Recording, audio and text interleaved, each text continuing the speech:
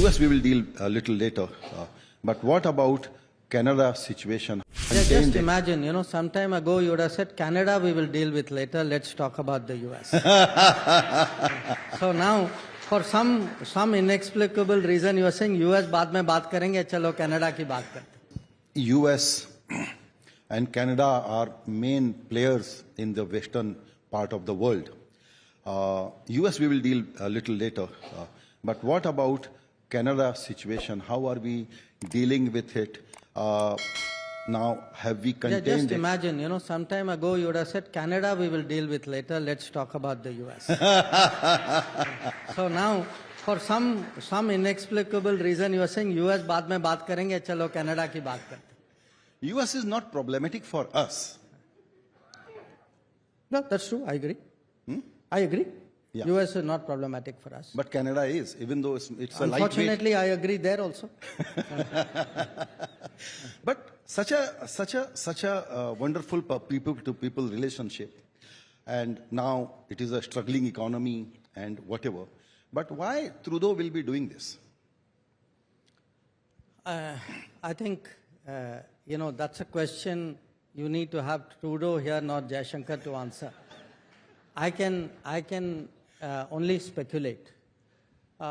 Look, to some extent, I think there is a general Western issue, and to some extent, a very specific Canada issue.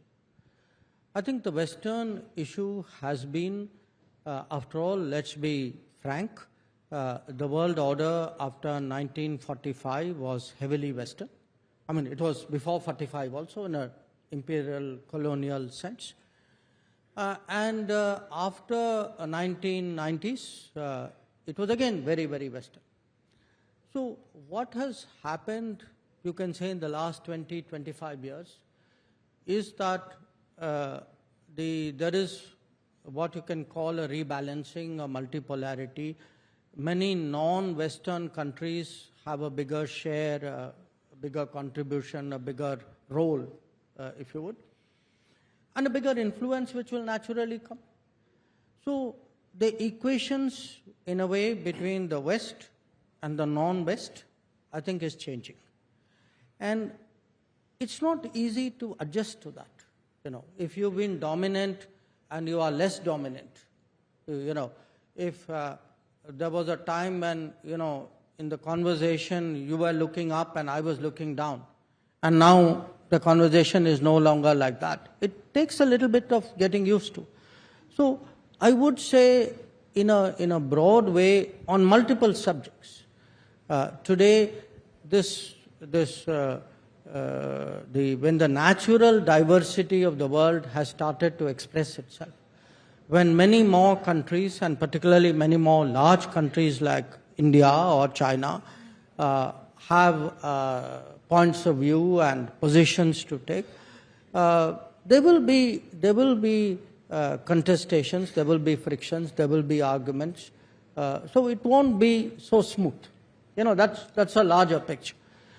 Where Canada is concerned, I think there are some very specific issues. I think a lot of people know that. You are right. If you look at the people-to-people, if you look at the business relationship, it's very, very strong. For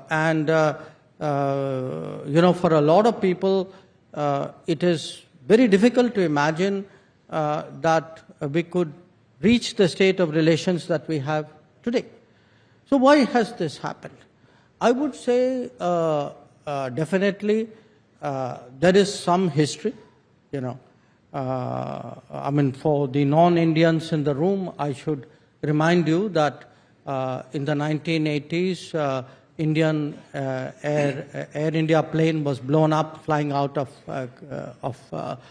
Canada, and in many ways that's a kind of a overhang, because it wasn't just an incident, it was a reflection of something which was going on there.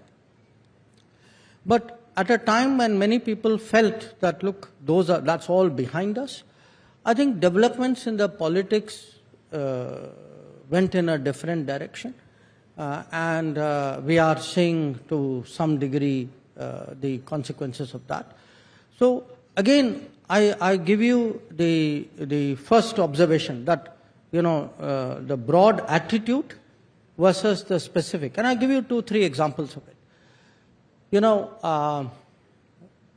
Canada has just they asked us to subject our High Commissioner to a police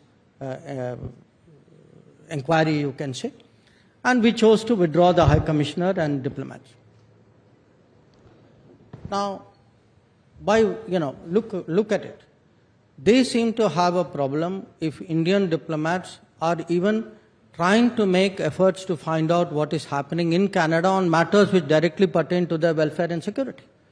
But look what happens in India. Canadian diplomats have no problem going around collecting information on our military, on our police, profiling people, targeting people to be stopped in Canada. So apparently the license that they give themselves is totally different from the kind of restrictions that they impose on diplomats in Canada. Or even take the press. I'm at a press event. Now, when we tell them, saying, look, you have people openly threatening leaders of India, diplomats of India. Sometimes the threat is not just verbal, it's physical. So their answer is freedom of speech. Okay? Now, when Indian journalists make social media comments, if you threaten the Indian High Commissioner, he is supposed to accept it as freedom of speech. But if an Indian journalist says the Canadian High Commissioner walked out of South Block looking very grumpy, it is apparently foreign interference. Now, how, look at the, this is not even, double standards is a very mild word for it. So, look, there is this thing that we will do it differently at home, we will do it differently abroad, we will do it our way, but that doesn't apply to you. So I think these are the larger, I would say, adjustments which have to happen in this changing world.